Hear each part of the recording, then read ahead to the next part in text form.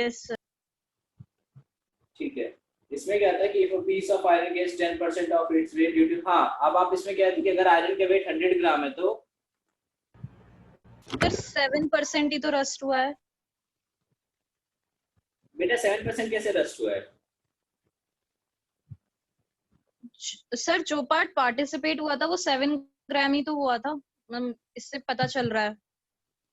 तो sir x की value हमारे पास कितनी आई थी? सर 7। नहीं, आई थिंक मेरे ख्याल से 23 या 30 सीधा ही। जो मैंने इक्वेशन लिखा था 100 माइनस एक्स इंटू, इक्वेशन मैंने क्या लिखा था 100 minus x divided by, exactly याद कर मुझे क्या लिखा था, हाँ 100 minus x plus x upon 112 multiply by 160 equal to 110। इससे x की वैल्यू 7 आती है। नहीं सर, सर इसमें 100 माइनस एक्स क्यों किया था सर? 100 होगा ना, क्योंकि सर 10% जो वेट गेन है वो 160 अपॉन 112 वाई तो था, मतलब एक्स। नहीं ऐसे हुआ, देखिए मैं एग्जैक्टली आपको, फिर आप क्वेश्चन शायद समझे नहीं कि आप हुआ क्या है क्या कि हमारे पास एक आयरन का पीस है, ठीक है, अभी हमने लिया जिसका 100 ग्राम वेट था। अभी आयरन का पीस आपका फिर से वापस से आप देखें तो आप आयरन का पीस ही अभी भी, ठीक है। अब इसका वेट कुछ बढ़ करके इस अमाउंट के बराबर हो गया, सपोज मैंने मान लिया y के बराबर हो गया। अभी इस आयरन में आपका आयरन तो है ही, साथ में क्या है Fe2O3 भी है। तो ये जो इक्वेशन लिखी हुई बेटा इस पीस के लिए लिखी हुई है। सर यहाँ पर मतलब प्योर आयरन प्लस वो रस्टेड वो ऐसे लिखा हुआ है। हाँ प्योर आयरन प्लस रस्टेड का टोटल मिला के वेट आपको लिखा हुआ है। तो बेटा 10% जो वेट बढ़ा है वो आयरन प्लस रस्टेड जो आयरन हुआ है उसकी, उसको मैंने 100 minus x plus this amount लिखा हुआ है। तो उसने हमारे पास 100 ग्राम आयरन था, उसके रस्टिंग के बाद टोटल उसका वेट 110 ग्राम हो जाता है। और सर एक बार 20th क्वेश्चन और बता दीजिए। क्लियर हो गया डाउट? ये समझ में आ गया? Yes sir. ठीक है, 20th क्वेश्चन में क्या डाउट है बेटा बताओ। सर उसमें बस यही समझ में नहीं आ रहा है कि सर डेंसिटी ऑफ वाटर जो है उसमें डेंसिटी ऑफ सॉल्यूशन की इक्वल क्यों लिखी है? अच्छा, डेंसिटी ऑफ वाटर जो है डेंसिटी ऑफ सॉल्यूशन के इक्वल क्यों की है? बेटा आपका इसमें देखो अमोनिया का परसेंटेज वेट बाय वेट देखो आपको कितना है, 10⁻³ that means almost diluted solution है। मतलब अगर आप 100 ग्राम लेते हो तो उसमें सिर्फ और सिर्फ 0.001 ग्राम आपके पास अमोनिया होगा, ठीक है। तो काफी डाइल्यूटेड सॉल्यूशन है, इस वजह से हमने डेंसिटी ऑफ सॉल्यूशन को डेंसिटी ऑफ सॉल्वेंट के बराबर लिया है, ठीक है। अगर ये इतना मिनिमम अमाउंट में नहीं होता तब हम नहीं लेते। सर मतलब ये माना है कि NH3 ऑलमोस्ट है ही नहीं। बेटा आपको क्वेश्चन में गिवन है 10⁻³ weight by weight. Yes sir, मतलब NH3 ऑलमोस्ट है ही नहीं, मतलब हमने ये मान लिया। ऐसे कंसीडर कर सकते हो, हाईली डाइल्यूटेड का मतलब NH3 मैंने मान लिया ऑलमोस्ट है ही नहीं, या डेंसिटी पे उसका कोई इफेक्ट नहीं है।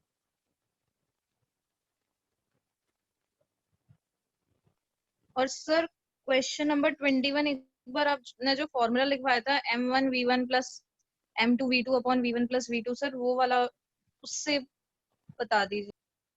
अच्छा, उससे आई थिंक मैंने सॉल्व उसी से करवाया था ना। No sir, sorry sir, M1 N1 plus M2 N2 upon N1 plus N2, sir mass of the mixture. अच्छा मास से, तो मुझे याद नहीं कल क्या क्या करवाया था, चलिए मैं देखता हूँ कि कल मैंने क्या क्या करवाया था।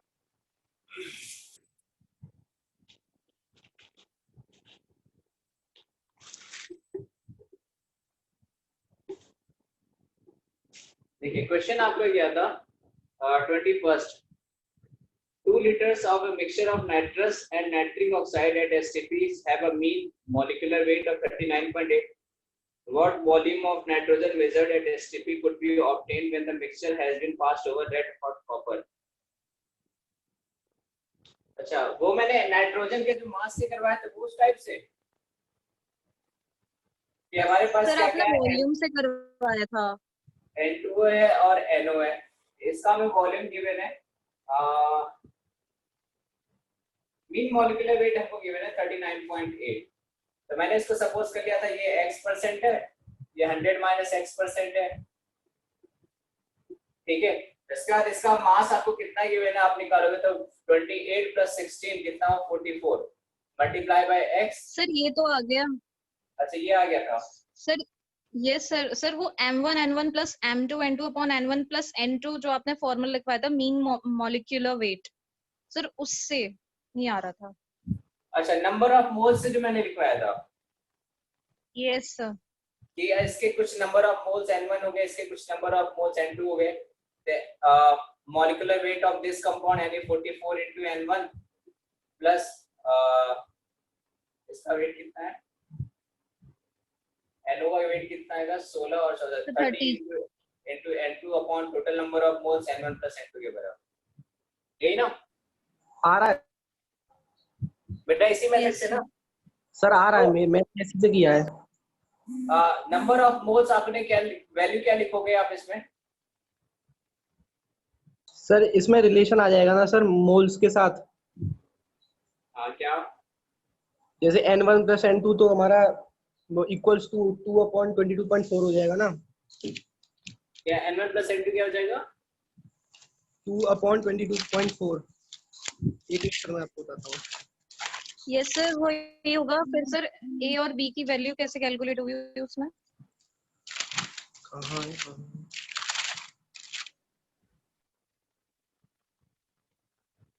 चलिए मैं बताऊं कुछ इसमें फिर। देखो आपको मीन मॉलिक्यूलर वेट कितना गिवन है 39.8, सर ठीक है। इसी के देंगे तो रिलेशन आ जाएगा ना। दैट इज इक्वल टू आप लिख दो 39.8। ये किसके लिए डिफाइन होता है, एक चीज ध्यान रखना, ये डिफाइन होता है यूनिट मोल के लिए, कि एक मोल के लिए अगर वेट निकालना है तो मीन मॉलिक्यूलर वेट उसके लिए डिफाइन है, तो आप n1 प्लस n2 की वैल्यू 1 कंसीडर कर लो, ठीक है। नीचे 1 हो गया, ऊपर n1 को रिप्लेस करके 1 माइनस n2 कर दो, आपके n1 n2 की वैल्यू आ जाएगी।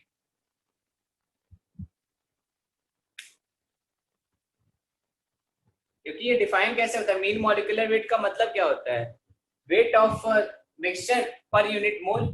तो मैंने लास्ट वाला जो फाइनल मिक्सचर था मैंने इसको मान लिया 1 मोल के बराबर है, तो n1 प्लस n2 की वैल्यू 1 के बराबर हो गई।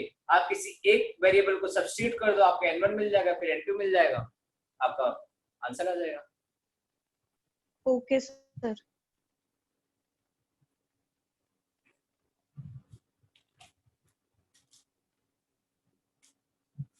ठीक है, चलिए अब मेंस वाले पार्ट पे आते हैं। इससे एक्सरसाइज 2 में सारा क्वेश्चन डिस्कस हो गए थे सारे पार्ट, या कुछ बच रहे थे?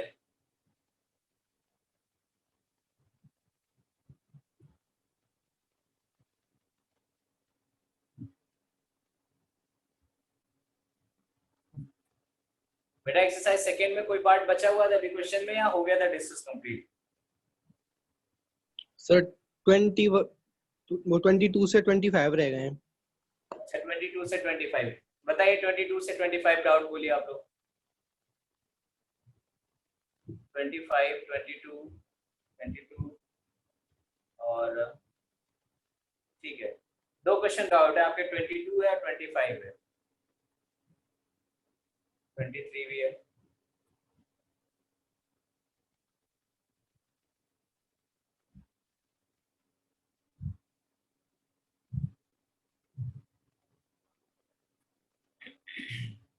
चलिए देखिए समझते हैं क्वेश्चन आपका क्या है, कैसे सॉल्व किया। सबसे पहले स्टार्ट करते हैं 22।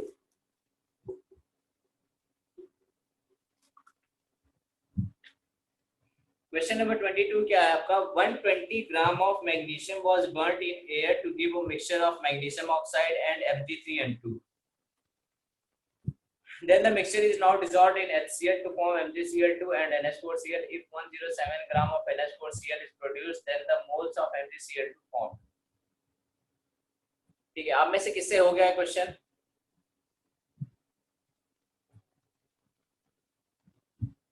रोहन शर्मा, पार्थ, खुशी, अंकित, आयुष, चलिए काफी अच्छी बात है, तो काफी लोगों से हो गया है। ठीक है, चलिए क्वेश्चन देखते क्या है। 120 gram of magnesium is burned in air to give a mixture of magnesium oxide और Mg3N2। ठीक है, रिएक्शन लिखते हैं। Mg प्लस हाफ O2, आपको कंपाउंड क्या दे रहा है, MgO। ठीक है, उसके बाद नाइट्रोजन के साथ रिएक्शन लिखिए।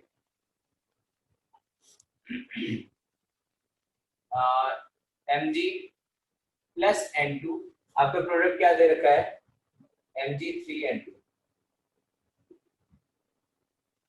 ठीक है, Mg आपके कितने मॉलिक्यूल होंगे, दैट मीन्स 3 Mg ले लो, बैलेंस हो गई रिएक्शन।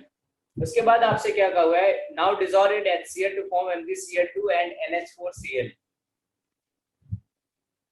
ठीक है, चलिए अब मैग्नीशियम ऑक्साइड का अलग से रिएक्शन लिख लीजिए। मैग्नीशियम ऑक्साइड प्लस HCl, या आपको प्रोडक्ट में क्या दे रहा है, MgCl2, देन Mg3N2 आप डिसॉल्व कर लीजिए। HCl में प्रोडक्ट आपको क्या मिलेगा, MgCl2 प्लस NH4Cl। ठीक है, इसमें साथ में ऑक्सीजन है तो बाय प्रोडक्ट में आपको H2 और मिलेगा। हो गया रिएक्शन। अब आप इसको बैलेंस कर लीजिए। तो MgCl2 3 Mg के बराबर है, इधर किया तो 6 Cl हो गए और एक उधर 7 Cl हो गए। 2 नाइट्रोजन बराबर करने हैं तो 2 इधर कर दिया तो टोटल 8 HCl लगेगा। रिएक्शन बैलेंस हो गई। ठीक है, अब हमसे क्वेश्चन में क्या कहा हुआ है, 107 gram of NH4Cl is produced, मतलब ये हमें कितना मिला है, 107 ग्राम मिला है। तो NH4Cl का आप मॉलिक्यूलर वेट निकालो, कितना आएगा, 14 4 18 और 35 यानी 53.5 के समथिंग। ठीक है, इसका मॉलिक्यूलर वेट अगर आप निकालोगे कितना आएगा, 53.5। 53.5 का मतलब बेटा कितने मोल हो गए, टोटल 2 मोल हो गए, 107 ग्राम का मतलब। ठीक है, 2 मोल हो गए। अब स्टार्ट हो जाए मोल मोल रिलेशन लगाना। आपसे पूछा गया है then moles of MgCl2 formed.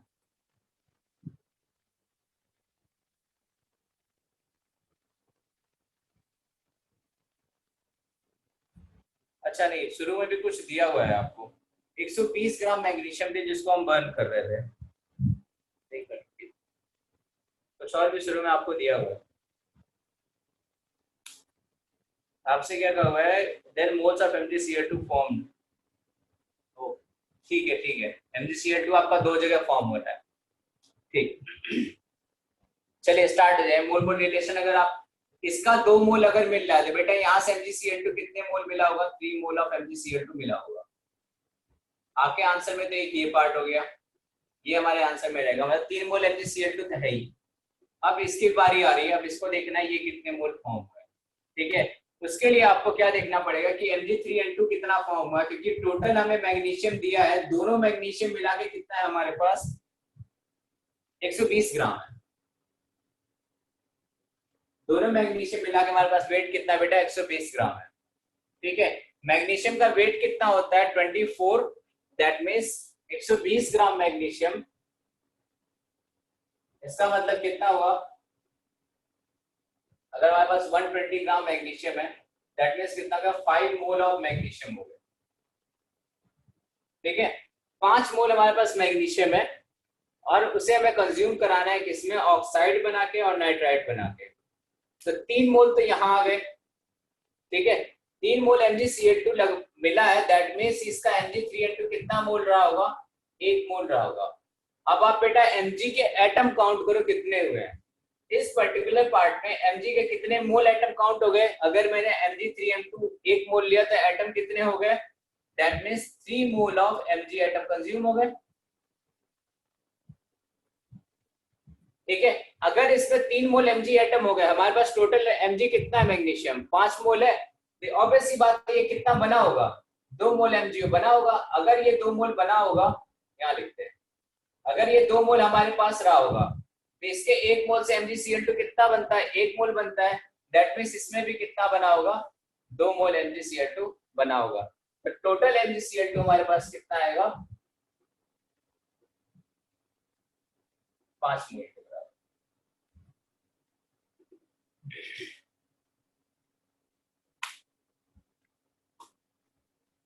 ठीक है, आंसर क्या आएगा आपको 5 मोल। सर फिर आपने 3 मोल एटम क्यों निकाला Mg3n2 के लिए? बेटा 1 मोल अगर Mg3n2 बना हुआ है दैट मींस उसमें कितने mole of magnesium atom use हो गए होंगे? 3। हाँ, इसलिए मैंने 3 मोल Mg एटम निकाल दिए, क्योंकि यहाँ तो बन गया ना, ये इसमें फॉर्मेशन में आ गया। ठीक, ओके सर। सर हाँ जी, इसमें हम कह सकते हैं Mg लास्ट तक कंजर्व रहेगा Mg एटम। क्या हुआ? सर इसमें Mg लास्ट तक कंजर्व रहेगा, ये हम कह सकते हैं? बेटा आपकी आवाज क्लियर नहीं आ रही है। सर इसमें Mg लास्ट तक कंजर्व रहेगा, ये हम कह सकते हैं? नहीं बेटा, दोनों रिएक्शन में अलग अलग है। एक रिएक्शन प्रोसीड नहीं हो रही है, दूसरी बात पैरेलल रिएक्शन है, सीक्वेंशियल रिएक्शन नहीं है। मैग्नीशियम कंजर्व तो रहेगा लेकिन दो अलग अलग रिएक्शन में रहेगा। सर मैंने Mg के लिए POAC लगाया है सर। तो POAC आप लगाओगे तो दोनों बेटा रिएक्शन अलग अलग है। POAC देखो एप्लीकेबल हर जगह है, लेकिन वहां हमारे लिए सब अच्छा होता है POAC जहां हमारा टाइम बचे। मैं ये नहीं कह रहा हूँ POAC नहीं लगेगा, लग सकता है, कोई प्रॉब्लम नहीं। आप लगाओ, आप लगाओगे तो यहाँ जितना Mg लगा है और यहाँ जितना Mg लगा, टोटल यहाँ से लिखो Mg और उसका जितना प्रोडक्ट में फॉर्म लिया उन दोनों को आपस में बराबर करो। तो यहाँ इस पॉइंट से आप यहाँ से Mg आ जाओगे, आपको यहाँ से भी आपको उसी टाइप से डिवाइड करना पड़ेगा। तो बेसिकली POAC क्या है, हमारा अगर टाइम बचाने के लिए यूज होता है तब तो अच्छा है। लग तो बेटा हर जगह जाएगा, यूनिवर्सल मेथड है वो।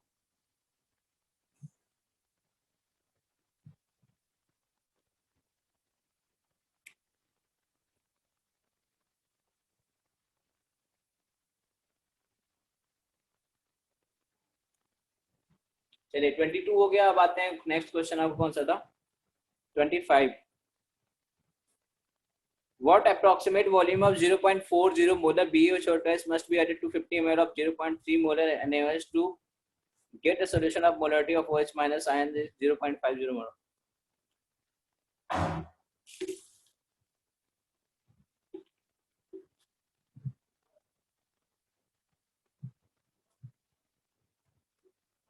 चलिए देखते हैं। आपसे क्वेश्चन में क्या कहा हुआ है कि हमारे पास 0.40 मोलर BaOH का होल्ड प्राइस है, 0.40 मोलर BaOH का होल्ड प्राइस है।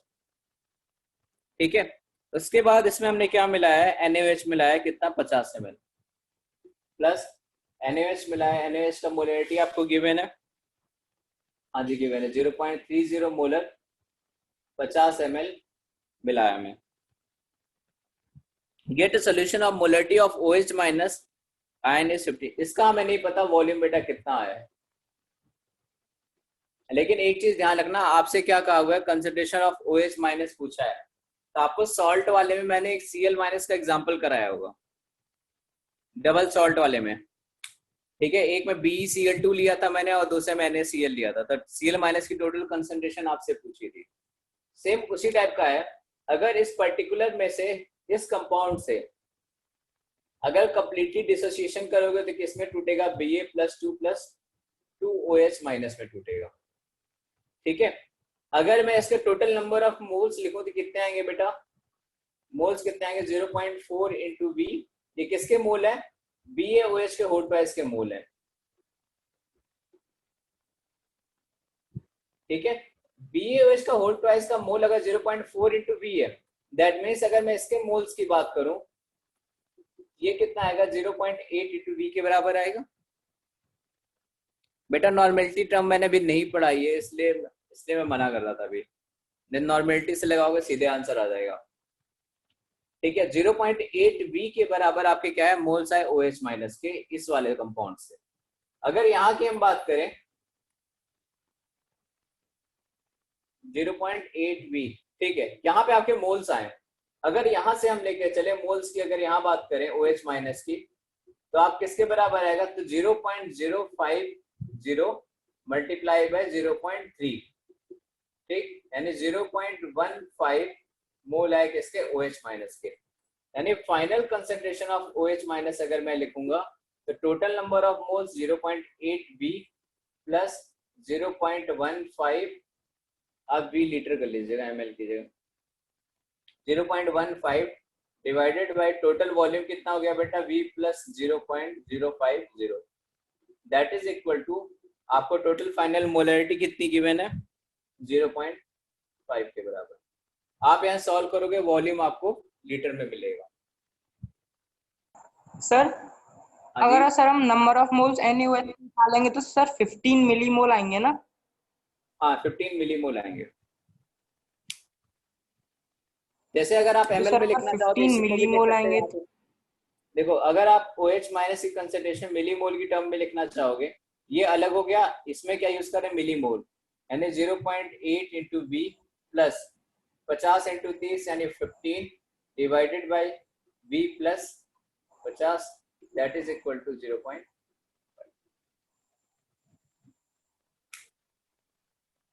Okay sir.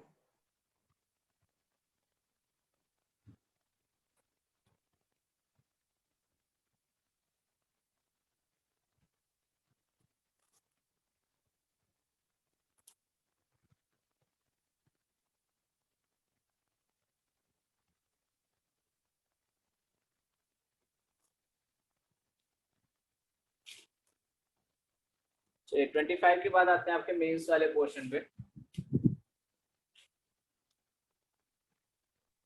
सर 23 और बता दें।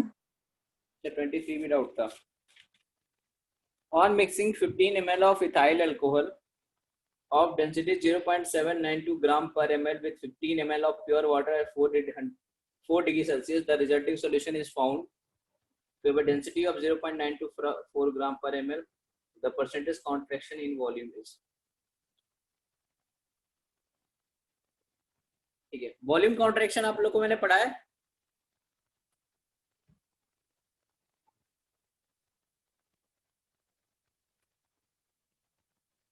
नहीं पढ़ा है?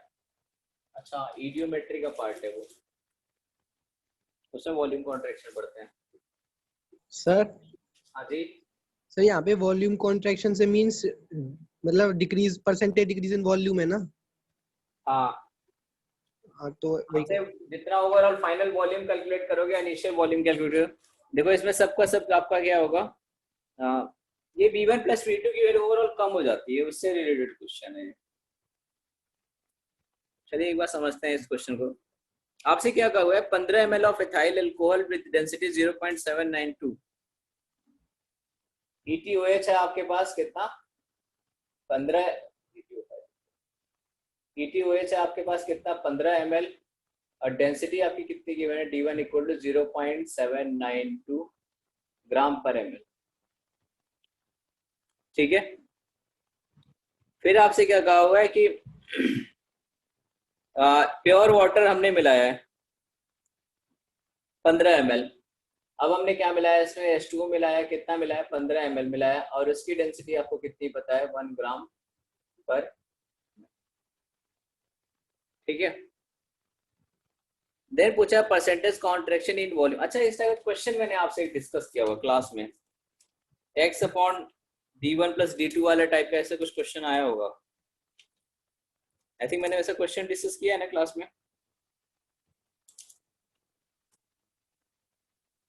जिससे मैंने डेंसिटी सम करना आपको बताया होगा, डेंसिटी के लिए फॉर्मूला क्या एक डिराइव करवाया होगा वॉल्यूम की टर्म में।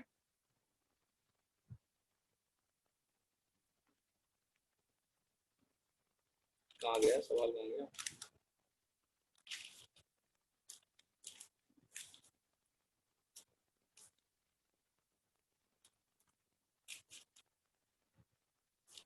सर लेवल 1 में 18th क्वेश्चन है। हाँ, लेवल 1 में 18th क्वेश्चन, सेम उसी टाइप का आपका यहाँ पे भी है, ठीक है। यहाँ पे आपको क्या गिवन है, वॉल्यूम गिवन है इनिशियल, ठीक। यहाँ से अगर आप मास निकालेंगे तो मास की वैल्यू किसकी आएगी, मास अपॉन वॉल्यूम किसके बराबर होता है, डेंसिटी D1 के बराबर, यानी M1 किसके बराबर आएगा, D1 कितना है 0.792 मल्टीप्लाई बाय वॉल्यूम कितना है 15 ml। यहाँ से अगर M2 की वैल्यू आप निकालोगे M2 by V equal to D2, ये कितना है आपका 1 के बराबर, यानी M2 की वैल्यू किसके बराबर आएगी 15 ग्राम के बराबर, ठीक है। तो मैंने वहां कहा था कि अभी वॉल्यूम आइडियल मानना है क्योंकि आपको उस पर्टिकुलर केस में वॉल्यूम ऐड करना था। यहाँ एक्चुअल में आइडियल कौन रहता है? मास। तो टोटल मास कितना हो गया? वो आएगा आपका m1 प्लस m2 के बराबर। ठीक। अगर हम फाइनल डेंसिटी की बात करें तो वो किसके बराबर आना चाहिए? जितना आपका टोटल मास है यानी m1 plus m2 divided by volume आपका जितना टोटल है, that is equal to density आपकी फाइनल कितनी आई है? 0.924। ठीक है। m1 प्लस m2 आप यहाँ से मल्टीप्लाई करो, कितना आएगा? 15 दूना 30, 15 9 135 और 3 38, 13 15 7 105 और 13 128, 12.880। 15 7 105 आई थिंक ऐसे समथिंग आ रहा है, 12.88 आएगा। अच्छा 11.88 आ रहा है।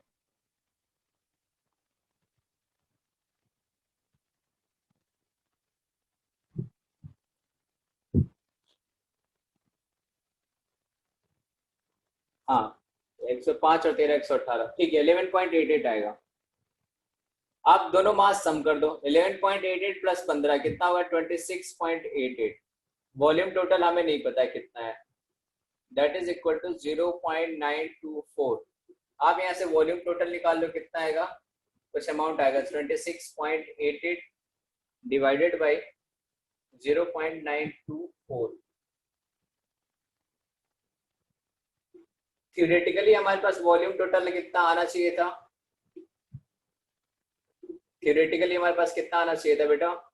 15 और 15 30 ml के बराबर आना चाहिए था। ठीक है, ये आप कैलकुलेट करो। टोटल वॉल्यूम अगर 30 से कम आएगा तो मतलब कॉन्ट्रैक्शन हुआ है, 30 से ज्यादा आएगा तो एक्सपेंशन हुआ है। ये मैंने आपको एक चीज बताया होगा, आइडियल और नॉन आइडियल सॉल्यूशन, बस नाम लिया होगा, मैंने डिटेल में नहीं पढ़ाया होगा कुछ भी।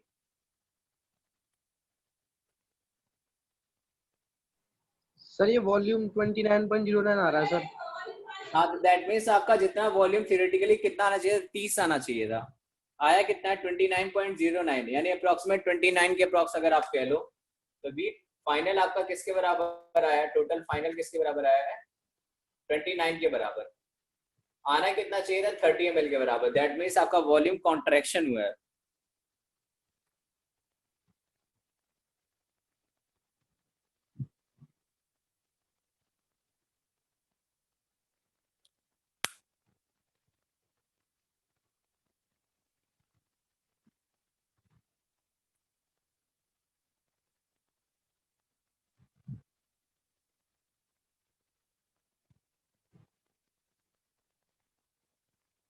किसी बच्चे में कुछ मैसेज मिला है?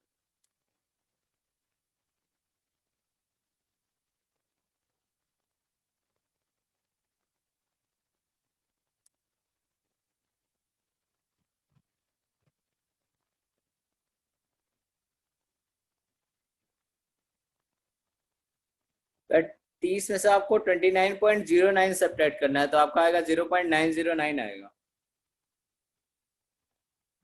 तो उसी को मैंने अप्रोक्सीमेट 1 ml के बराबर लिया है।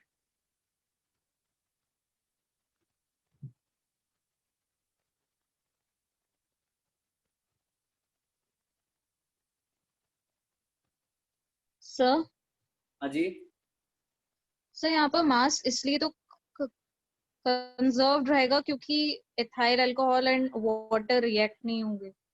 नहीं बेटा, रिएक्शन होने के बाद भी मास आपका कंजर्व रहता है, ये तो लॉ ऑफ केमिकल कॉम्बिनेशन का रूल है। नो सर मतलब ऐसे ओके सर ओके।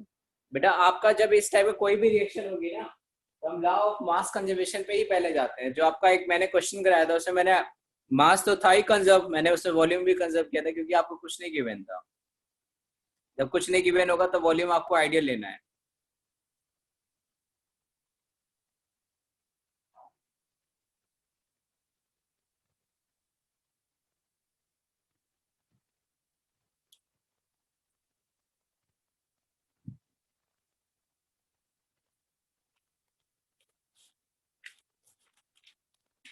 ठीक है, चलिए अब मेंस वाले पोर्शन पे आते हैं आपके। Question number 1 to 5।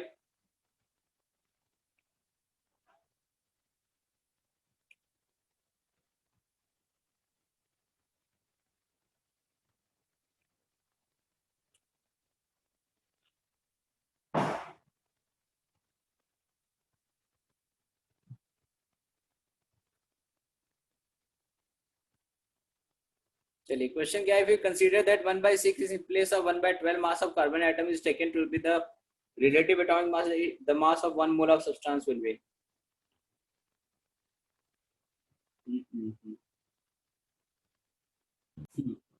बेटा रिलेटिव एटॉमिक मास है वो, इसीलिए हम पढ़ते हैं ताकि कांस्टेंट रहे, तो इसको बाकी किसी चीज से कुछ फर्क नहीं पड़ने वाला है। तो हमेशा मॉलिक्यूलर मास का सब डिपेंड करेगा, बाकी किसी पे डिपेंड नहीं करता वो।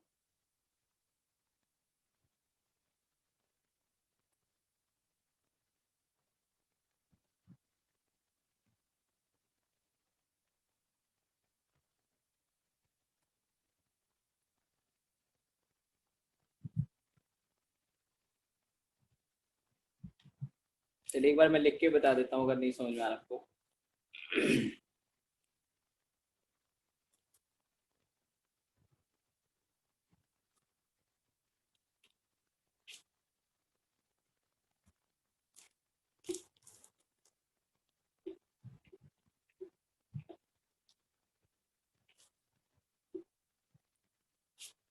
चलिए क्वेश्चन में क्या लिखा है, if you consider that 1/6 in place of 1/12 mass of carbon atom is taken to be relative atomic mass unit, the mass of 1 mole of substance will be.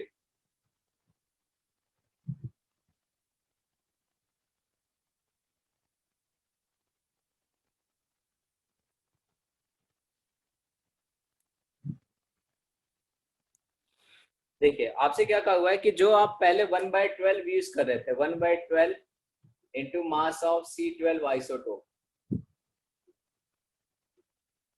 तो इससे आप AMU वगैरह डिफाइन कर रहे थे। अभी आपने क्या कर दिया, 1/6 इंटू मास ऑफ सब्सटेंस लिख दिया कुछ भी, ठीक है। तो जो आपका मास एक्चुअल में आ रहा था उसका तो 2 टाइम्स आने लग जाएगा, ठीक है। जो मास एक्चुअल में आपका आ रहा था वो आपका 2 टाइम्स आने लग जाएगा। जो आपका 2 MU था वो 4 MU हो जाएगा, जो 4 था वो 8 हो जाएगा। मतलब आपके चीजों के सब्सटेंसेस के मास, एटम्स के मास तो बदलने लग गए, ठीक है।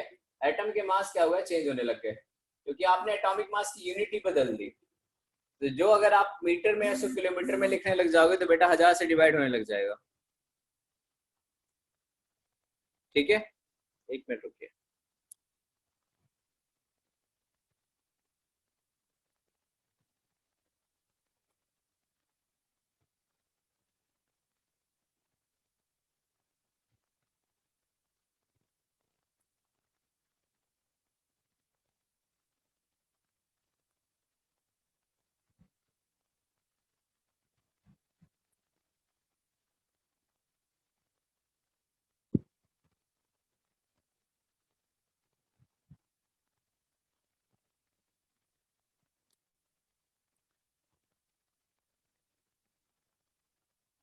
ठीक है, तो आपके एटॉमिक मास तो चेंज हो जाएगा।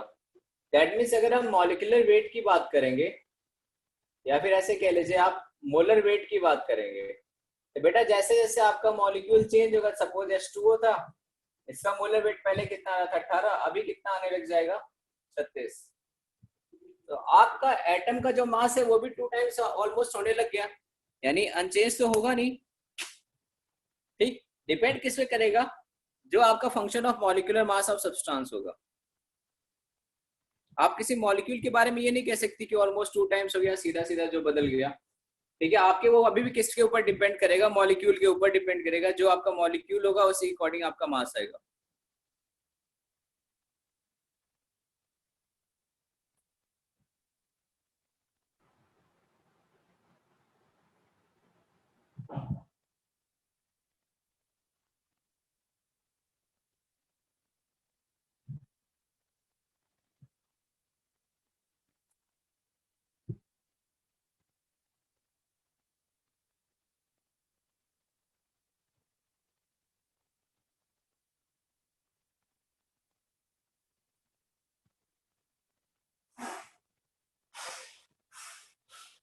ठीक है, चलिए क्वेश्चन 5 के बाद क्वेश्चन नंबर 6 to 10।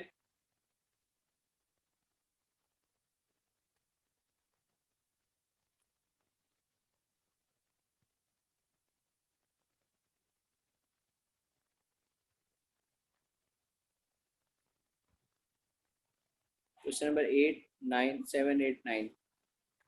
6 का ए पार्ट।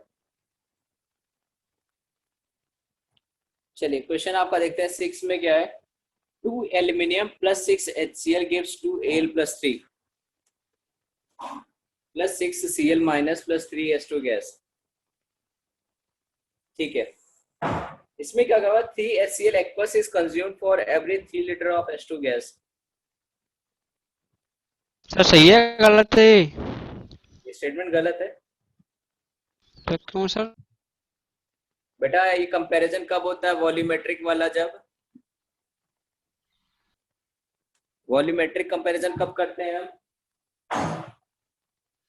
जब आपका पता मॉलिक्यूल नहीं कैसा, मॉलिक्यूल कैसा होना चाहिए। सर। Gas aqueous. बेटा gas, yes yes sir, yes sir. इसलिए एक्वस के साथ कोई कंपैरिजन नहीं होगा। सर इधर STP NTP लिखा हुआ है तो ये हो जाता सर सही। क्या होता तो, STP NTP लिखा हुआ होता तो। STP अगर लिखा होता तो, हाँ नहीं बेटा तब भी नहीं होता। अब जो लिक्विड सो लिक्विड, आप STP पे लो चाहे NTP पे लो। लिक्विड दे रखा है इसमें। आपको एक्वस लिखा है ना, एक्वस का मतलब ये होता है वाटर में डिसॉल्व करके आयोनाइज कर रखा है। Okay sir, okay sir.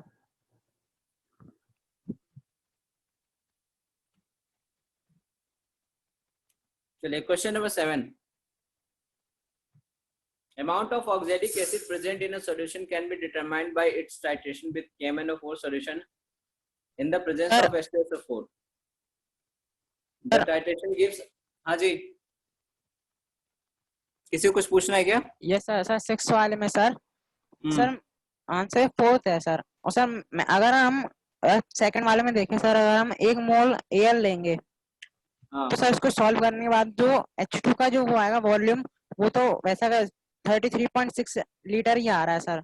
और सर 4th वाले में वही चीज हो रही है सर, अगर हम HCl का 1 मोल लेंगे तो भी H2 का वॉल्यूम जो है 11.2 आ रहा है सर लीटर।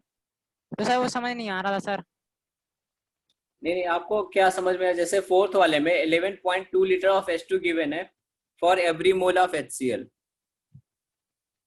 ठीक है, तो यहाँ पे हमने मोल मोल रिलेशन लगाया है, इसके अलावा कुछ नहीं किया है। 6 मोल HCl से कितने मोल H2 मिलते हैं? 3 मोल H2 मिलते हैं। मतलब 1 मोल HCl से H2 कितना मिलेगा? Half mole. ठीक है, तो आपको वही लिखा है 11.2 लीटर H2 का मतलब है आधा मोल ऑफ H2 गैस की बात हो रही है। At STP is produced by every mole of HCl consumed। अब आप पूछो, आपका इसमें डाउट क्या है? एक बार दोबारा से क्लियर करो। हम सेकंड वाले ऑप्शन में एल के साथ भी ऐसे ही करेंगे सर, एवरी मोल से, तो सर उसमें भी सेकंड वाले में, हाँ उसमें भी वही चीज आ रही है सर। मतलब जो आंसर स्टेटमेंट लिखा है वो करेक्ट आ रहा है सर, 33.6 लीटर आ रहा है। अच्छा सेकंड वाले देखता हूँ क्या लिखा है। 33.6 litre H2 is produced regardless of temperature and pressure of every mole of। नहीं बेटा ऐसा नहीं होता है। अब आपका टेम्परेचर प्रेशर बदल दिया उसने, वो सिर्फ STP में 22.4 लीटर डिफाइन होता है। वो आप 22.4 लीटर जो कर रहे हो वो सिर्फ STP और NTP पे डिफाइन होता है। आप टेम्परेचर प्रेशर बदलोगे तो वॉल्यूम बदल जाएगा गैस का।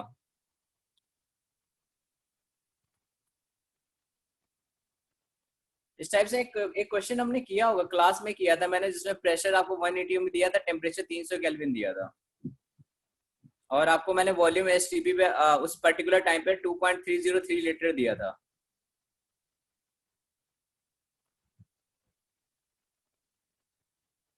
ठीक है, तो ये चीज ध्यान रखिएगा जो, हाँ जी सर इसमें for every L that reacts भी तो लिखा हुआ है, तो सर इसमें एल रिएक्ट थोड़ी ना हो रही है, इसमें प्रोडक्ट फॉर्म हो रहा है, तो इस बेसिस पर भी तो रॉन्ग हो जाएगा।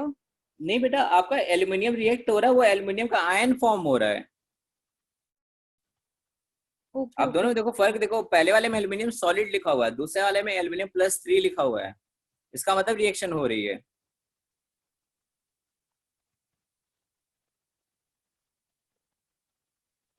ठीक है, 33.6 litre of H2 regardless of temperature and pressure for every mole of Al that reacts।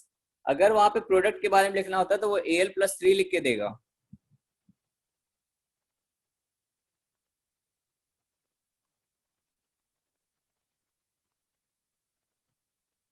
ठीक है,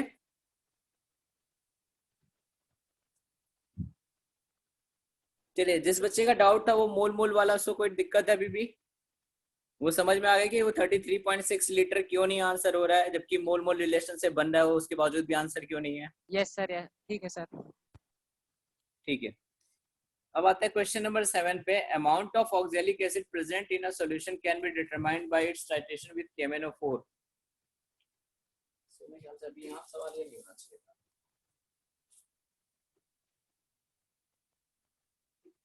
आपका क्वेश्चन क्या है कि HCl के साथ रिएक्शन हो रही है, सॉरी ऑक्सैलिक एसिड के साथ। बेटा आप इस 7th वाले क्वेश्चन को ना स्टार मार्क कर लो। अभी मैं बताऊंगा कि सल्फर फर्दर ऑक्सीडाइज नहीं हो सकता है, तो शायद कुछ बच्चों को समझ में नहीं आएगा। ठीक है, आप इसको स्टार कर लो, ये रेडॉक्स में डिस्कस करेंगे हम इसे, कि वो उसी से रिलेटेड है, उसमें एक टाइट्रेशन टॉपिक आएगा, वहां पे हम लोग इसको थोड़ा ज्यादा वाइडली कवर करते हैं। चलिए क्वेश्चन नंबर 8 पे आते हैं।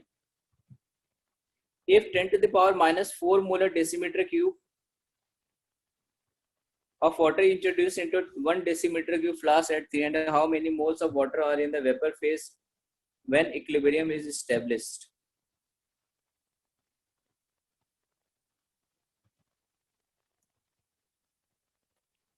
चलिए किस बच्चे ने कर लिया? इसमें वॉल्यूम चेंज करना पड़ेगा मीटर में। किसमें?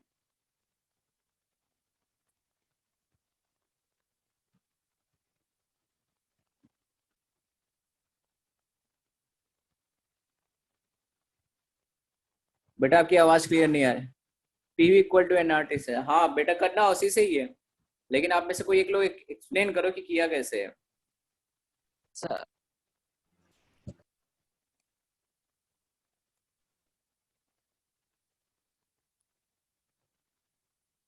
चलिए खुशी खंडेलवाल आप ही कीजिए।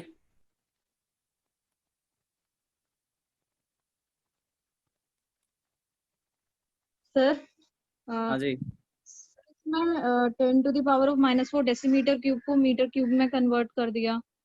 देन कितना आया? Sir 10 to the power of -7 metre cube. ठीक है, उसके बाद? Sorry sir 10 to the power of -3 आया, 7 नहीं। -3 कैसे आएगा? चलिए सर मान लिया वही आ आपने रहा क्या है। -3, मैंने -3 कर दिया। ठीक है, उसके बाद?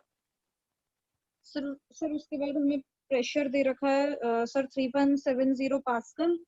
तो सर पास्कल में है, और सर फिर उसके बाद जो वॉल्यूम यही आ गया sir metre cube, and N की हमें निकालनी वैल्यू, और जो आर है वो 8.314 आ जाएगा, और टी 300 आ जाएगा, तो आंसर आ जाएगा सर। ठीक है, 10 टू द पावर, देखिए 1 डेसीमीटर क्यूब में जो होता है आपकी वैल्यू, वो किसके बराबर होती है? 10 to the power -3 metre cube के बराबर होती है। 1 decimetre equal to 1 decimetre cube में 1 लीटर होता है। ठीक है, और सॉरी ऐसे समझ लीजिए, 1 मीटर क्यूब में 10 टू द पावर 3 लीटर होता है। ठीक है, तो आप ये यूनिट ध्यान रखिएगा। ठीक, अब वॉल्यूम वाला फॉर्मूला लगाते हैं, PV equal to gas state वाला, PV equal to NRT। Pressure आपको किस में गिवन है? हाँ ये पास्कल में कितना है? 3170 मल्टीप्लाई बाय वॉल्यूम। एन हमको पता नहीं है, आर की वैल्यू कितनी रखनी है? 8.314। टेम्परेचर आपको कितना गिवन है? 300 केल्विन। ठीक है, तो वॉल्यूम आप क्या पुट करोगे? जो आपको वॉल्यूम गिवन है, that means 10 to the power -3 4 है सर। Metre cube. ठीक है, 10 to the power -4 है। बेटा वो आपको वाटर का वॉल्यूम गिवन है। देखिए मैं समझा रहा हूँ हुआ क्या है। हुआ ऐसा है कि हमारे पास एक कंटेनर है, उस कंटेनर में मैंने पानी भर दिया है। कितना पानी भरा है? 10 टू द पावर -4 लीटर के बराबर। ठीक है, अब जब कंटेनर में हम वाटर फिल करते हैं, तो वाटर क्या होता है? अपने आप इवेपोरेट होना स्टार्ट हो जाता है। ठीक है, तो जैसे से ये इवेपोरेट होता है, आपके कंटेनर में एक प्रेशर बनता है जिसे हम जनरली क्या कहते हैं, वेपर प्रेशर कहते हैं। ठीक है, इसकी वैल्यू आपको 10⁻⁴ लीटर दी हुई है। और हम यहाँ जो लिख रहे हैं तो गैस के फेज में क्या होता है, जितना कंटेनर का वॉल्यूम होता है वही गैस का भी वॉल्यूम होता है। ये हम गैसेस स्टेट चैप्टर में पढ़ेंगे, जब PV = nRT वाला फॉर्मूला पढ़ेंगे तो यहाँ पढ़ेंगे कि वॉल्यूम ऑफ गैस होता है और ये आइडियल गैस इक्वेशन होती है। तो वॉल्यूम ऑफ गैस को हम वॉल्यूम ऑफ कंटेनर के बराबर मान लेते हैं, क्योंकि हम मानते हैं कि गैस जो कंटेनर का वॉल्यूम है वही ऑक्यूपाई करती है। ठीक है सर। हाँ जी सर इसमें इक्विलिब्रियम का क्या यूज हुआ फिर? इक्विलिब्रियम का बेटा, ये जब स्टार्ट होता है ना ये वेपराइजेशन होना, तो पहले तो वेपराइज हो रहा होगा, ढेर सारा वेपराइज हो रहा होगा, क्योंकि रीजन क्या है कि अभी तो वैक्यूम है, कुछ नहीं है, वेपराइज होना स्टार्ट हुआ। लेकिन अब वेपराइज होने के बाद धीरे धीरे फिर क्या होता है कि एक लिमिट आने के बाद में फिर ये कंडेंस होना शुरू हो जाता है।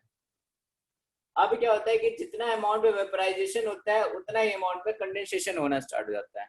एक पर्टिकुलर पॉइंट पे आकर के आपके कंटेनर में जो गैस का अमाउंट होता है वो फिक्स हो जाता है। वो फिक्स होने का मतलब कब होता है, जब आपका लिक्विड और वेपर एक दूसरे से इक्विलिब्रियम में आए। इक्विलिब्रियम का मतलब जितना आप एक कदम आगे गए उतना ही एक कदम आप पीछे आ जाइए। दैट मीन्स जितना यहाँ से वेपराइज हुआ उतना ही अब कंडेंस होकर लिक्विड की फॉर्म में आ गया। तो पर्टिकुलर टेम्परेचर और प्रेशर पे वेपर प्रेशर आपका फिक्स होता है हमेशा। आप कंटेनर का वॉल्यूम कुछ भी रखिए, आप 10 लीटर का कंटेनर ले लीजिए चाहे आधे लीटर का कंटेनर लीजिए, उसमें अगर आपने पानी भरा है नेग्लिजिबल वॉल्यूम का, तो जो वेपर प्रेशर आपके 10 लीटर के कंटेनर में होगा वही आपके 1 लीटर कंटेनर में होगा। ठीक है, ये वेपर प्रेशर की खासियत होती है, आपका सॉल्यूशन चैप्टर में आएगा 12th क्लास में, पहला दूसरा चैप्टर। सर हाँ जी सर, आपने बताया था सर एक क्लास में कि जो हम वैल्यू निकालते हैं उसकी आर की, तो जब 8.314 जब लेते हैं, जब प्रेशर SI पास्कल यूनिट्स, में दिया हो और वॉल्यूम लीटर में दी हो, तो हाँ यहाँ पे तो मीटर सर क्यूब में। सर लीटर में दिखाया था सर आपने। बेटा फिर उसको करेक्ट कर लो, प्रेशर आपका पास्कल में और वॉल्यूम आपका मीटर क्यूब में, तब हम लेते हैं 8.314। प्रेशर आपका सर ATM, हाँ जी सर मीटर क्यूब ही था। चलिए कोई बात नहीं, अगर प्रेशर आपका पास्कल में वॉल्यूम मीटर क्यूब में है तब 8.314। प्रेशर आपका ATM में, वॉल्यूम आपका किस में, लीटर में, तो आर की वैल्यू आपकी क्या लेंगे 0.0821। ठीक है, अगर किसी ने गलत लिखा हो तो करेक्ट कर लेना, कोई बात नहीं।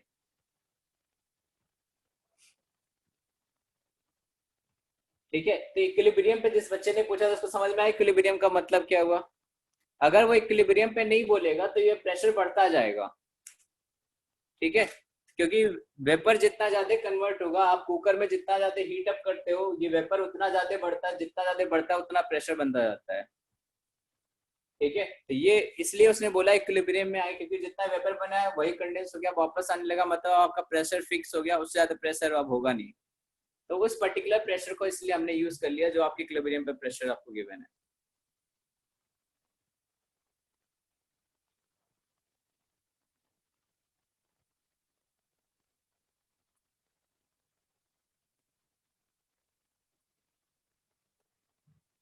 ठीक है, चलिए क्वेश्चन नंबर ये 8 हो गया।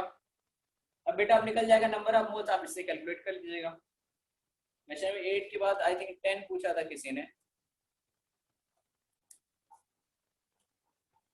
क्वेश्चन नंबर 10 तक और क्या डाउट था?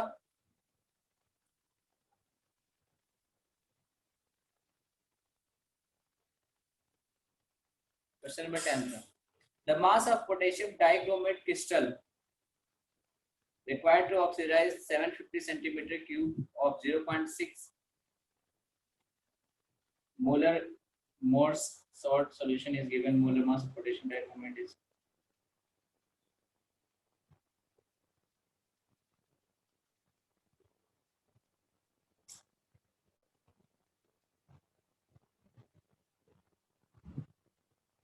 बेटा आप इसको स्टार मार्क कर लो, इसको भी हम रेडॉक्स में पढ़ेंगे 10th वाला भी।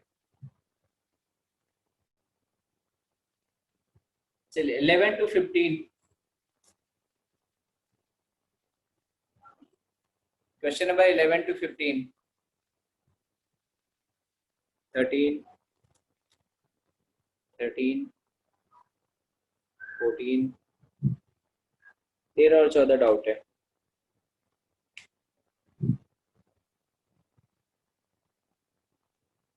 चलिए देखते हैं 13 क्वेश्चन क्या है आपका। At 300 Kelvin and 1 atm 15 ml of gaseous hydrocarbon requires 375 ml air containing 20% O2 by volume for complete combustion. After the combustion, that gas occupies 330 ml. Assuming that the water formed in liquid form and the volume were measured at the same temperature and pressure, and the formula of the hydrocarbon.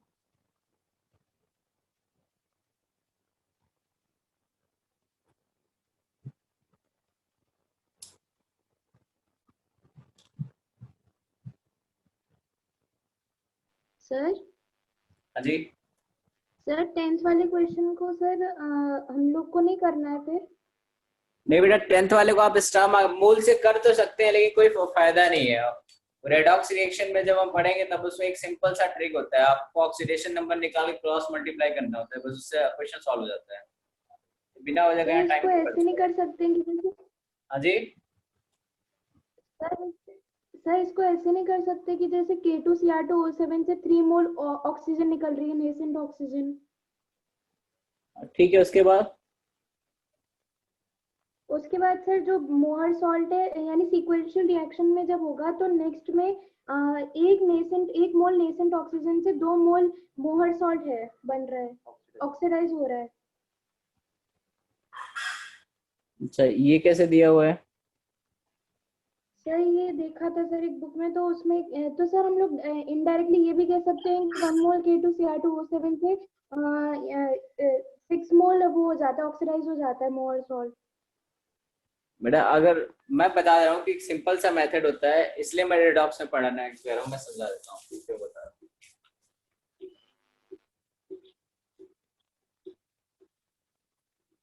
देखिए होता क्या है कि जब हम आपके पास potassium dichromate है यानी K2Cr2O7, ठीक है, और मोहर सॉल्ट आपका क्या होता है, NH4 का whole twice SO4 dot FeSO4 dot 6H2O, ये आपका मोहर सॉल्ट का फॉर्मूला होता है। ठीक है, तो इसमें जब हम इसको ऑक्सीडाइज कराते हैं तो होता क्या है कि क्रोमियम यहाँ +6 ऑक्सीडेशन स्टेट से +3 में चला जाता है, और यहाँ आयरन +2 से किस में चलाता है, +3 से चलाता है। ऑक्सीडेशन नंबर का यहाँ +2 से +3 में चेंज कितना है, 1 का, यहाँ चेंज कितना है, तो 6 में से 3 गए 3, और यहाँ 2 एटम में टोटल चेंज कितना है, 6 का। ऐसे क्रॉस मल्टीप्लाई करो, सीधा आंसर कैलकुलेट होकर आता है। तो ये मेथड हम लोग पढ़ेंगे, फिर मोल में क्यों सर मारे। ये क्वेश्चन, इस टाइप क्वेश्चन बने ही उसी रेडॉक्स चैप्टर के लिए। मोल से हो तो जाएगा, आप इस पर रिएक्शन पे बैलेंस करो फिर सॉल्व करो, तो क्या जरूरत है सर पटकने की, कोई मतलब निकलेगा नहीं पेपर में, उससे हम सॉल्व करेंगे नहीं। तो सर इस वाले रिलेशन से नहीं कर सकते फिर? बेटा कर सकते थे, लेकिन आपको नेसेंट ऑक्सीजन के साथ आपको रिएक्शन लिखनी पड़ेगी। ठीक है, कर सकते थे, करने को मोल कॉन्सेप्ट है तो आप कोई मेथड लगा के कर सकते हो, लेकिन आपको रिएक्शन एग्जैक्टली पता होनी चाहिए। और जो अभी आप कर रहे हो ये आप 2 महीने बाद 4 महीने बाद जैसे चैप्टर पूरा होगा ना, आप मोल कॉन्सेप्ट छोड़ दोगे।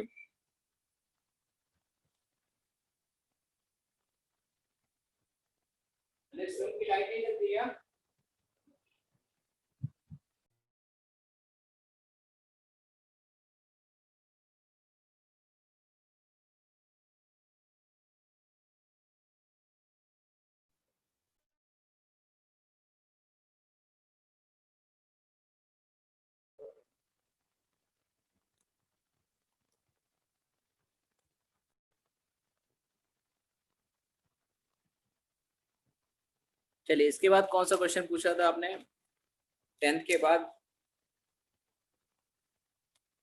13 में डिस्कस कर रहा था। 13 भी थोड़ा आपका बेटा एक ईडियोमेट्रिक टॉपिक है, उसमें हम रिलेट करते हैं, लेकिन आपको एक चीज कंबशन मैंने आई थिंक बताया होगा कि CXHY का कंबशन करने पे कैसे प्रोडक्ट लिखते हैं। कंबशन आप लोग को पढ़ाया हुआ मैंने कि इस टाइप से आपको रिएक्शन लिखाई होगी कि हाइड्रोकार्बन अगर CXHY इसको ऑक्सीजन की प्रेजेंस में अगर बंद करते हैं तो कंपाउंड बनता है CO2 + H2O।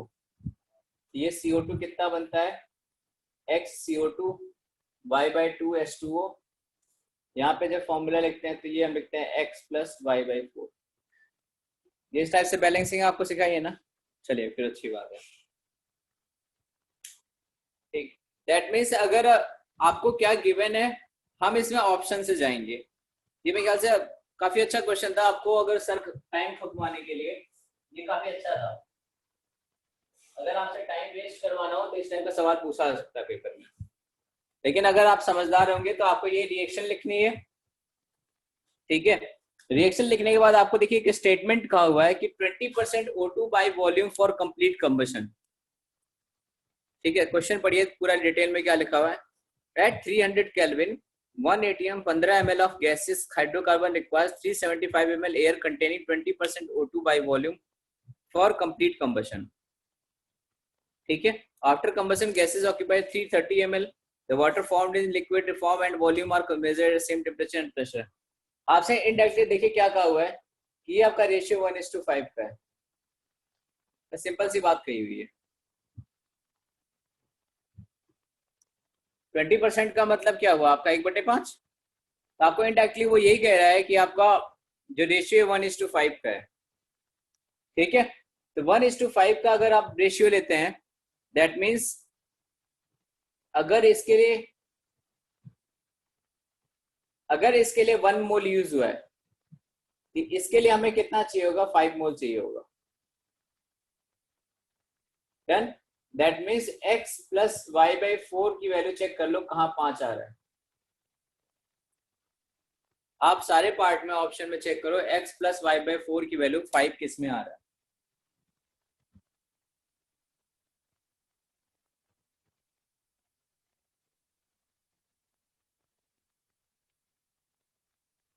सर ये 1:5 कैसे लिखा?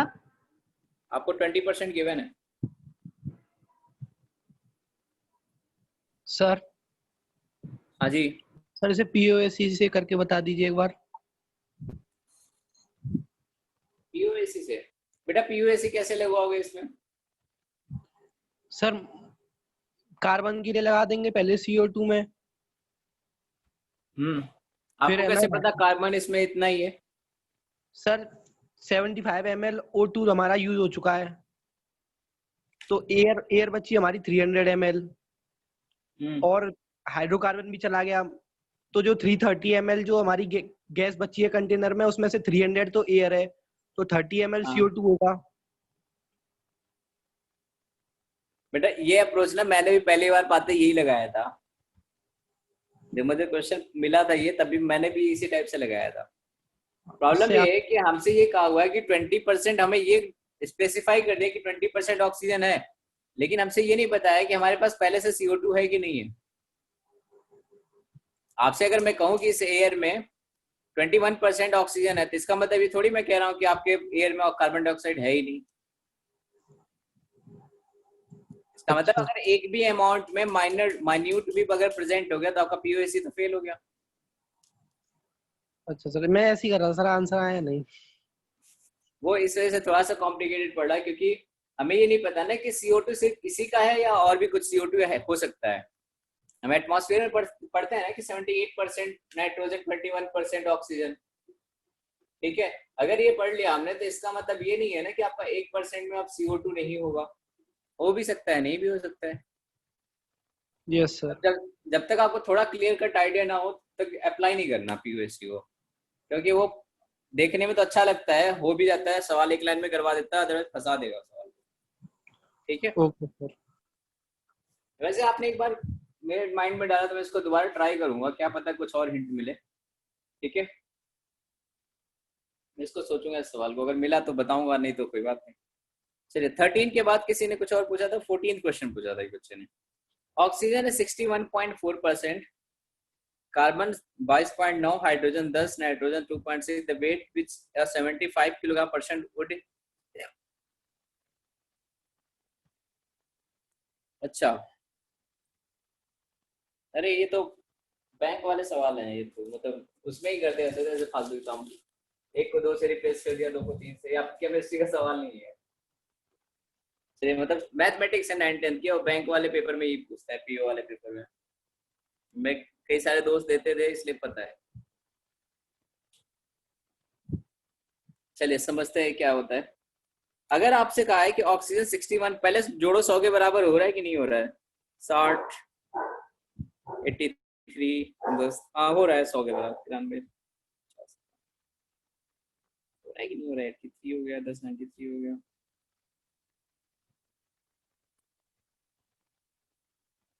सर 96.9 96.9 हो रहा है ना? कुछ खा है क्या बीच में?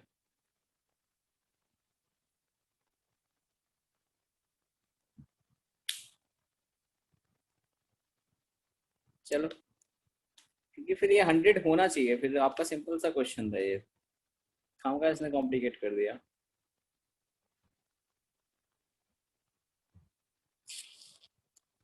सर 100 ना होने से क्या फर्क पड़ेगा? 100 होता तो सीधा 10% बढ़ा देते हैं, और क्या।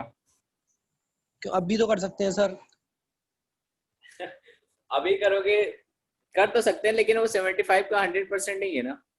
चलो ठीक है, हो सकता है फिर बचा हुआ परसेंट कुछ और हो।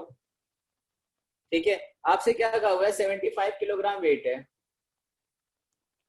इसमें 61.4% ऑक्सीजन है, फिर 22.9% क्या है आपका? कार्बन है, फिर अगेन क्या हाइड्रोजन कितना है? 10% है। उसने क्या कहा फिर? नाइट्रोजन कितना है आपका? 2.6%। The weight which at 75 per kilogram percent would gain if all hydrogen atoms are replaced by 2H atoms. ठीक है, तो 10% हाइड्रोजन का मतलब आपने कितना निकाल लिया? मास 7.5 किलोग्राम क्या है? हाइड्रोजन है आपके पास। टोटल वेट का 7.5 किलोग्राम हाइड्रोजन है, 1H1 है। अगर मैं इसको 1H2 कर दूं तो वेट कितना हो गया? 15 किलोग्राम क्या हो गया? 1H2 हो गया। तो चेंज कितना आया? पहले 7.5 था, अभी 15 हो गया, तो चेंज आपका कितने के बराबर आया? 7.5 किलोग्राम के बराबर। बस हो जाता 100 पूरा ज्यादा थोड़ा अच्छा लगता। ठीक है, चलिए क्वेश्चन नंबर 14 हो गया बेटा। 15 भी किसी ने पूछा था, आगे चलें।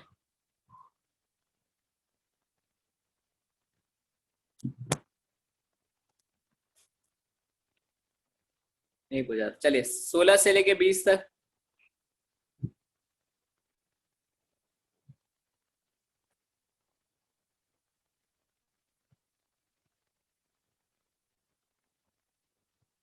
Question number 16।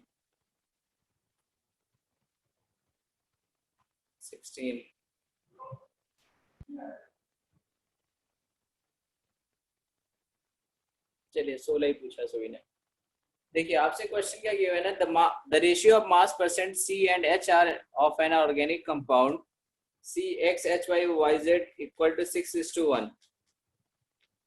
If one molecule of compound above contains half as much oxygen required to burn one molecule of compound CXHY compared to CO2 and H2O, the empirical formula of। चलिए देखिए आपसे सवाल में क्या कहा हुआ है, इसका मतलब 10th की मैथमेटिक्स आपने सही से नहीं पढ़ी। ठीक है, क्योंकि मोल कॉन्सेप्ट में केमिस्ट्री तो हमने कुछ पढ़ा ही नहीं अभी, तो सिर्फ एक मोल को थोड़ा सा पढ़ा, कुछ कंसंट्रेशन की टर्म पढ़ी, बाकी तो मैथ पढ़ा है हमने। चलिए देखते हैं सवाल में आपसे क्या क्या कहा हुआ है, उसके अकॉर्डिंग इंप्लीमेंट करना स्टार्ट करते हैं।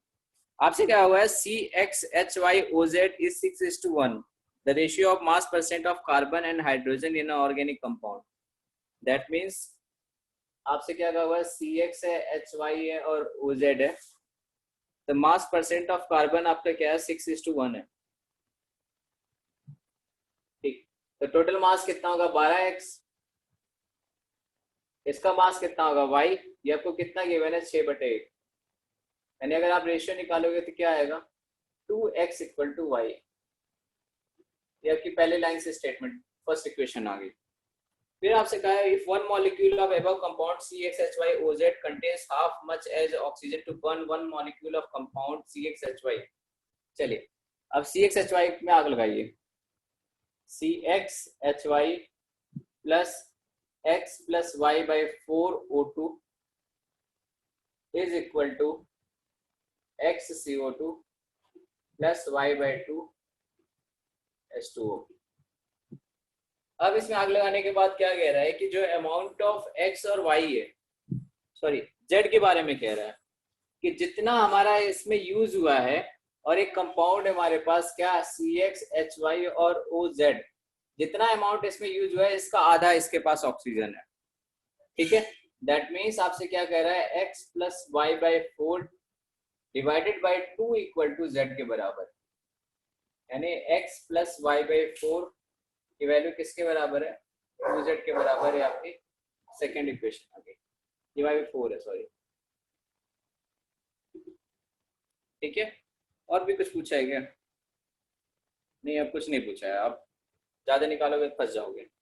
अब शुरू हो जाए रेशियो के साथ खेलना।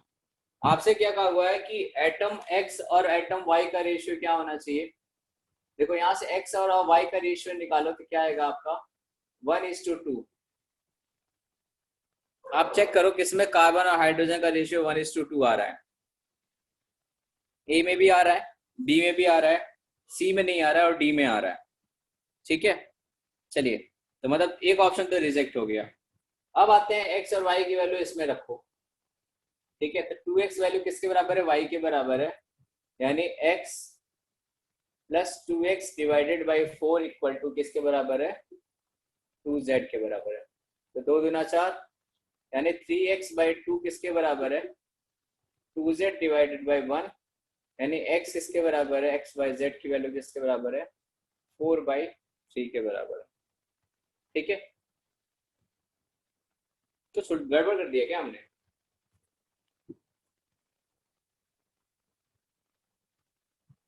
नहीं, ऐसा तो कोई आंसर नहीं आएगा फिर तो। सर हाँ जी, सर इसमें सीधा ये नहीं हो सकता था कि हमारा मोलर रेशियो 1:2 आ गया तो सीधा एम्पिरिकल फॉर्मूला में CXHY CH2 आ गया और फिर हम ऑक्सीजन के साथ उसे बर्न कर दें तो हमारे पास ऑक्सीजन एटम के मोल्स आ जाएंगे, उसका जस्ट हाफ कर देंगे और हम Z में वो लगा देंगे, मतलब 1:2 3:2 का आ जाएगा फाइनली और फिर से रेशियो आ जाएगा। इनडायरेक्टली हम वही कर रहे हैं। पहले हमने रेशियो निकाल लिया कि 2x और y का रेशियो है, उसके बाद उस रेशियो को z के साथ कंपेयर कर लिया लिख करके इक्वेशन में, फिर उसके साथ हम कंपैरिजन कर रहे हैं। आपने क्या किया कि CXHY OZ को हमें पता है 2:1 की रेशियो में, इसको बर्न कर लें, फिर इसमें CO2 और H2O बना के रिएक्शन बैलेंस कर लें, यही ना? Yes sir. कर सकते हैं, उससे भी हो जाएगा। इससे भी क्यों नहीं आ रहा है? इससे भी आना चाहिए आंसर। x/z 4/3 क्यों आ रहा है? सर आपने ट्वाइस जेड क्यों लिया है? हाफ एज ऑक्सीजन मॉलिक्यूल कह रहा है ना वो, तो हाफ आना चाहिए ना।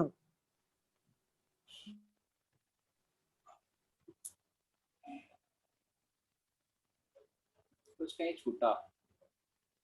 x/y की वैल्यू आपकी आ रही है 2, यानी अगर कार्बन 2 दूना 4, पहला तो इक्वेशन चलो ठीक आ रहा है, दूसरे इक्वेशन में कहीं कुछ कैलकुलेशन गड़बड़ है। आप लोग एक बार चेक करो कैलकुलेशन कहीं कुछ छूट रहा है क्या?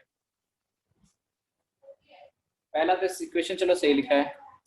सर दूसरे वाले में सर हाफ होगा ना, Z/2 होगा ना।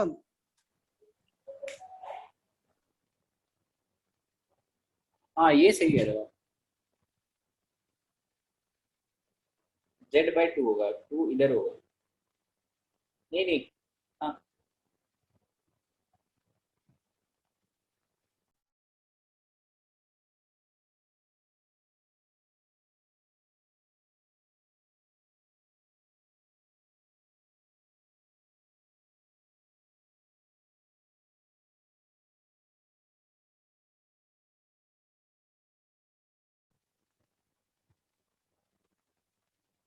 एक मिनट, आपसे क्या क्या कहा हुआ है स्टेटमेंट में कि मैं दोबारा से एक बार रीड कर लेता हूँ, क्या पता कुछ गड़बड़ हो रही हो।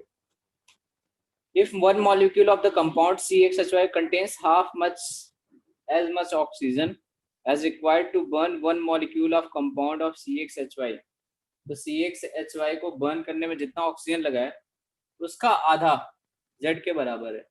ये बेटा सही लिखा है, फिर हम कहीं कुछ और छोड़ रहे हैं।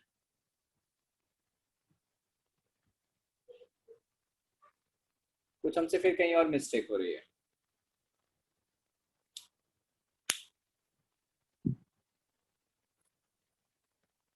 यानी x/z आपका आ रहा है 4/3। चलिए इसको मैं दोबारा एक बार कैलकुलेशन चेक कर लेंगे सॉल्व करके, मैंने इसको कैलकुलेशन चेक नहीं किया था, ठीक है, एक बार चेक कर लेंगे फिर मैं आपका सोल्यूशन भेज दूंगा। सर हाँ जी सर x प्लस y/4 तो O2 के है ना हमारे मोल्स, हाँ और z है O के, हाँ बिल्कुल।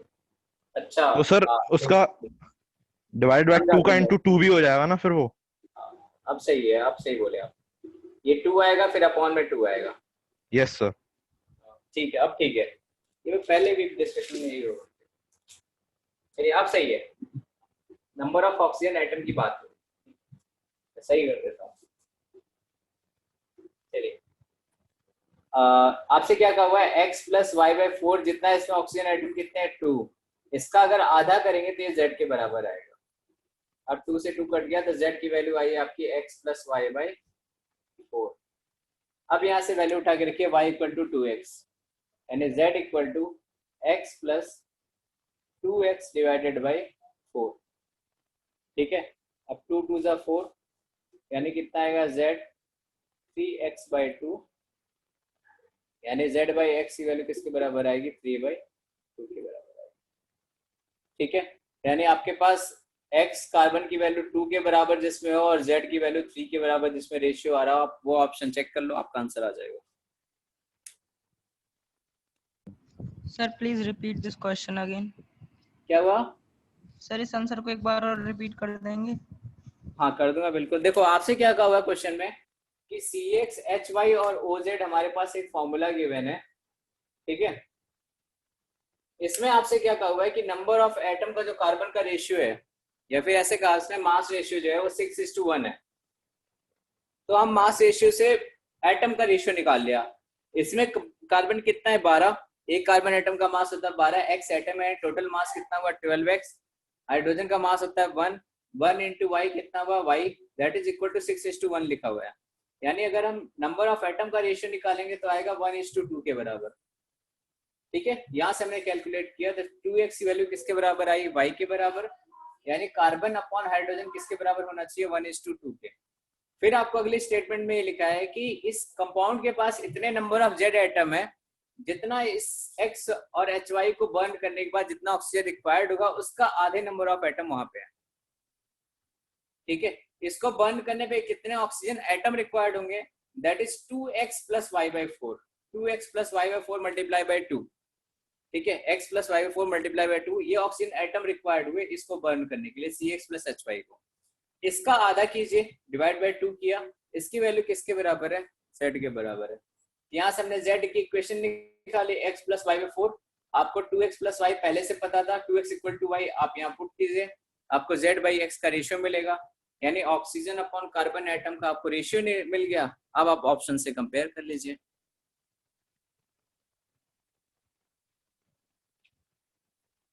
ठीक है। Okay sir, okay sir, thank you sir. चलिए कौन सा क्वेश्चन था ये? Hello sir. हाँ जी सर इसमें हमें CXHY बंद करना है और सर हमें y CXHY, हाँ और सर हमें y इक्वल्स 2x दे रखा है। हाँ y इक्वल टू 2x दे रखा है। तो सर अगर हम लोग C1 और y2 लेंगे, मतलब y की वैल्यू 2 और x की वैल्यू 1, तो सर z की वैल्यू आएगी 3/2। हाँ ठीक है, तो सर उससे निकाल सकते हैं फिर हम लोग, क्योंकि सर वैसे भी हमें इंपेरिकल फॉर्मूला निकालना है। हाँ बिल्कुल निकाल सकते हैं। Thank you sir. चलिए ये कौन सा क्वेश्चन था आपका? Question number 16। चलिए 17, 18, 19, 20, 20 तक कोई पार्ट पूछना है? सर 20 बता दो। 20 An organic compound is estimated through Dumas method was found to 6 mole of CO2, 4 mole of H2O, 1 mole of the formula of the compound is.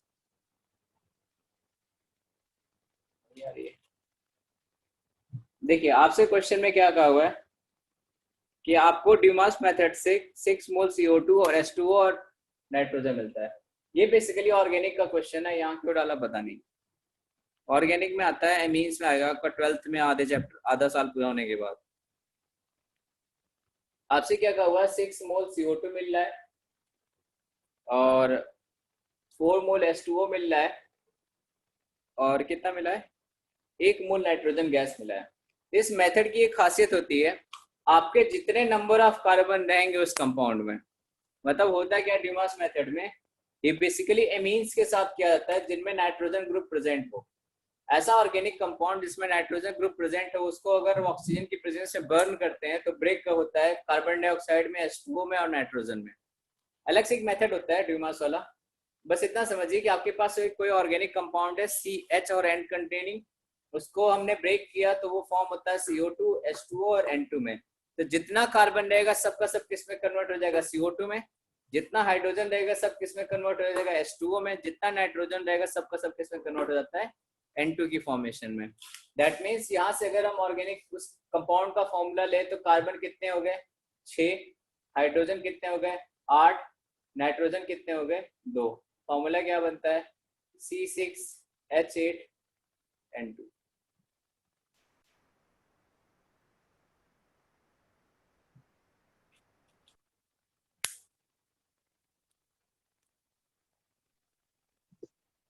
Sir हाँ जी, सर अगर इसमें जैसे POAC लगाएंगे, इसमें 20th सर क्वेश्चन एक में बार आप POAC, sir इसी क्वेश्चन में, ये जो मैंने ये बताया इसमें, ये सर मतलब CXHYNZ सर जब वो हीट अप होगा तो वो CO2 H2 और N2 करेगा, तो उसमें अगर POC लगाएं हाँ तो सर एक बार वो बता दीजिए।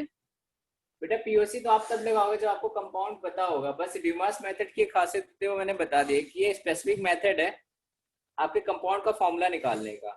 उसमें जैसे मैं कहता हूँ कि कोई आपके पास हाइड्रोकार्बन है CXHY, इसको मैं अगर बर्न कर रहा हूँ तो ये किस में जाएगा, CO2 और H2O में। दैट मीन्स अगर हमें यहाँ से कार्बन निकालना हो और हाइड्रोजन कैलकुलेट करना हो तो हम यहाँ से क्या करेंगे, कार्बन एटम निकाल लेंगे सीधा। हमसे क्या कहा कि एक हाइड्रोकार्बन है CXHY जिसको बर्न करने पे 6 मोल कार्बन डाइऑक्साइड मिलता है और 3 मोल हाइड्रोजन वाटर मिलता है। ठीक है, दैट मीन्स अगर हमसे पूछे इस हाइड्रोकार्बन का फॉर्मूला क्या हुआ तो यहाँ कार्बन एटम कितने हैं 6, यहाँ भी कितने होने चाहिए 6, यानी फॉर्मूला C6। हाइड्रोजन कितने हैं Y, यहाँ पे हाइड्रोजन एटम कितने हैं 6। यही दोनों कंपैरिजन चलता है कि जितने हाइड्रोजन और कार्बन रहेंगे सारे के सारे ब्रेक होके कार्बन डाइऑक्साइड और H2O में ब्रेक हो जाते हैं। तो यही डूमास मेथड में भी होता है, बस उसमें नाइट्रोजन एक एक्स्ट्रा प्रेजेंट होता है। ठीक है, तो वो basically principle of atom conservation ही है, लेकिन मोल कॉन्सेप्ट से रिलेटेड नहीं है। उसमें सिंपल ये कहता है कि आपके पास कोई एक एम्पिरिकल फॉर्मूला था या कंपाउंड था जिसको हमने बर्न करके ब्रेक किया तो सारा का सारा कार्बन CO2 में चला गया, बचा हुआ हाइड्रोजन H2O बना लिया, जितना नाइट्रोजन था सारा का सारा उसने नाइट्रोजन गैस में कन्वर्ट हो गया। इसका मोल कॉन्सेप्ट से कोई लेना देना नहीं है। सर हाँ जी सर, जैसे हम लोग कोई भी मेथड लगाएं लेकिन वो नेचुरली अगर उतने ही मोल्स दे रहा है तो वो तो हर मेथड में उतने ही निकलेंगे ना, तो POAC तो लगा सकते हैं आप। हाँ बिल्कुल बेटा लगा सकते हो, मैं तो कह रहा हूँ POAC आप हर जगह एप्लीकेबल है, लेकिन इसमें POAC लगाने कोई मतलब नहीं है ना, और लगा भी दोगे तब भी कोई फर्क नहीं पड़ेगा। हमें पता है कि जितने नाइट्रोजन एटम प्रोडक्ट में मिले उतने रिएक्टेंट में रहे होंगे, तो POAC लग गया। प्रिंसिपल ऑफ एटम कंजर्वेशन यही कहता है ना कि आपके जितने प्रोडक्ट में है उतने रिएक्टेंट में होने चाहिए। तो प्रोडक्ट में पता है 2 नाइट्रोजन है तो ऑब्वियस सी बात है इतने रिएक्टेंट में रहे होंगे, लगा दिया हमने POAC।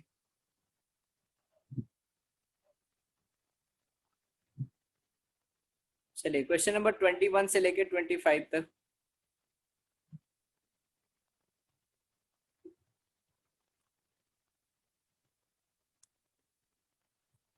ठीक है, आप इसको हम नेक्स्ट लेक्चर के लिए रिमेनिंग रखते हैं। ठीक है, अगले लेक्चर में फिर डिस्कस करेंगे। ठीक, उसका फिर देखते हैं आपका कौन सा चैप्टर स्टार्ट होना है। चलिए बाकी हम लोग नेक्स्ट लेक्चर में डिस्कस करेंगे। सारे पूछ लिए हैं।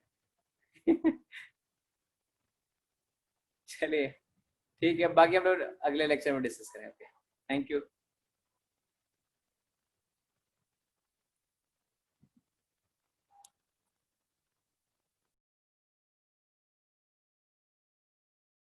आ रहा है